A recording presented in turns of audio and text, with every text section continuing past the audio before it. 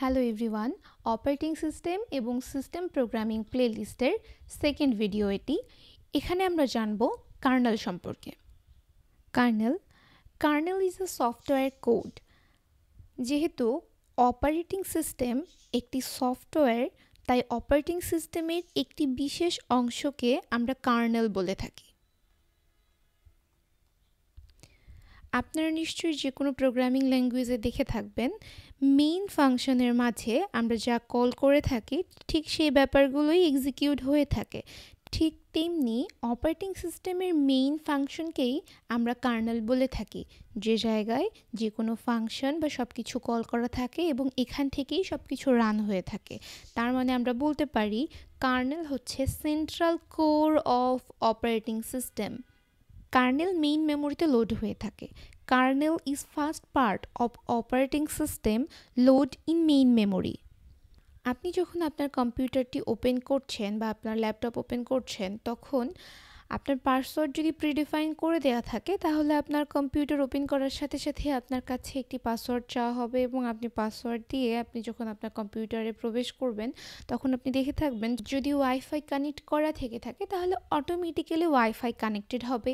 যদি Bluetooth device connect হওয়ার option থেকে থাকে, সেক্ষেত্রেও ব্লুটুথ ডিভাইস অটোমেটিক্যালি কানেক্ট হয়ে যাবে।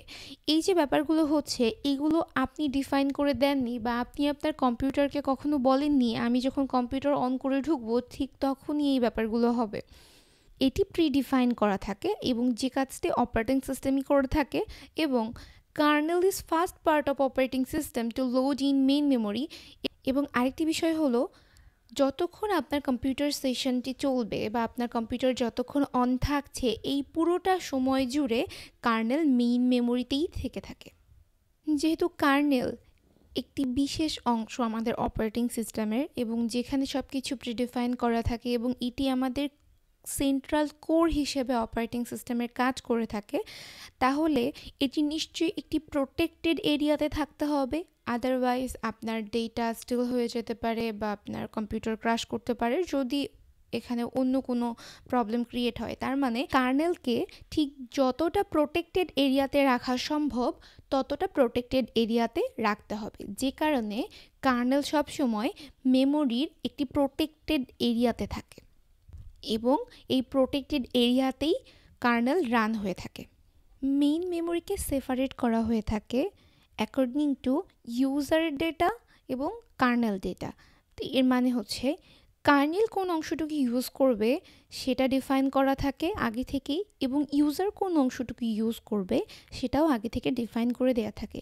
এর কারণ কি, যেন কখনোই কোনোভাবে ইউজারের ডেটা এবং কার্নেলের ডেটা একে অপরের সাথে ইন্টারফেয়ার না করে।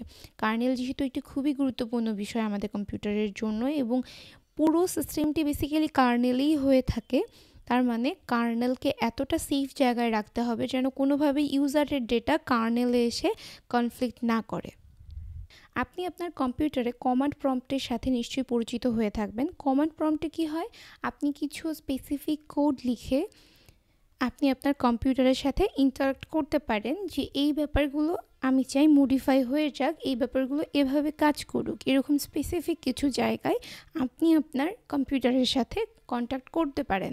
ঠিক সেরকমই ইউজার যদি কার্নেলের সাথে কন্ট্যাক্ট করতে চায়, তাহলে তাকে শেলের মাধ্যমে কন্ট্যাক্ট করতে হবে। আপনার কম্পিউটারে কমান্ড প্রম্পট যে বিষয়, ঠিক সেলও ঠিক সেম মিনিংই করে। আপনার কম্পিউটারে কমান্ড প্রম্পটে আপনি কমান্ড দিয়ে যেভাবে আপনি আপনার কম্পিউটারকে মডিফাই করছেন, ঠিক সেরকমই শেল একটি জায়গা যেখানে ইউজার কমান্ড দিয়ে কার্নেলের সাথে কন্ট্যাক্ট করতে পারে। এবার আমরা কার্নেলের কম্পোনেন্ট এবং মডিউল সম্পর্কে জানব।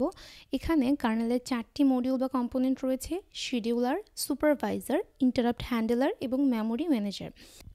Scheduler. The scheduler decides which process gets to use the CPU and for how long. এর অর্থ হচ্ছে শিডিউলার ঠিক করে দেবে কোন প্রসেসটা সিপিইউ ইউজ করবে এবং কতক্ষণ ধরে ইউজ করবে। এই সব কিছু শিডিউলারে ঠিক করে দেবে। সুপারভাইজার, যখন কোনো একটি প্রোগ্রামের কোনো রিসোর্সের অ্যাক্সেস দরকার, সেক্ষেত্রে তাকে সুপারভাইজারের কাছ থেকে পারমিশন নিতে হবে। Must request permission from the supervisor. এর অর্থ হচ্ছে সুপারভাইজার যদি পারমিশন না দেয় তাহলে ওই প্রোগ্রামটা কোনো একটি রিসোর্সেস ইউজ করতে পারবে না। এখন আমরা ইন্টারাপ্ট হ্যান্ডলার সম্পর্কে জানবো। আমরা নেক্সট ক্লাসে ইন্টারাপ্ট হ্যান্ডলার সম্পর্কে বিস্তারিত জানবো, কিন্তু আপাতত কার্নেলের কম্পোনেন্ট হিসেবে ইন্টারাপ্ট হ্যান্ডলার কীভাবে কাজ করছে এটা সম্পর্কে একটু জানবো।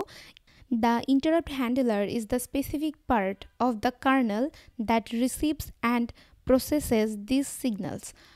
ইন্টারাপ্ট হ্যান্ডলার বোঝার আগে ইন্টারাপ্ট কী জিনিস এটা আমাদেরকে একটু জানতে হবে। যখন আমাদের কম্পিউটার কোনো একটি কাজ করছে এবং সেই কাজের মাঝে আমরা যদি তাকে অন্য একটি কাজে কমান্ড করি, সেক্ষেত্রে এইটি ইন্টারাপ্ট হয়ে থাকে এবং এই যে দুটো কাজের মাঝে কোনটা কাজ আগে করবে এটা হচ্ছে ইন্টারাপ্ট হ্যান্ডলার বলা হয়ে থাকে। তো কার্নেল বেসিক্যালি এই জিনিসটা ঠিক করবে যে কোন কাজটা আগে করতে হবে। যে কাজটা আমি আগে করছিলাম সেই কাজটাই কি আমি করতে থাকবো, নাকি আমার কাছে যে নতুন কমান্ডটা এসেছে, নতুন কাজ এসেছে সেটা আগে করব।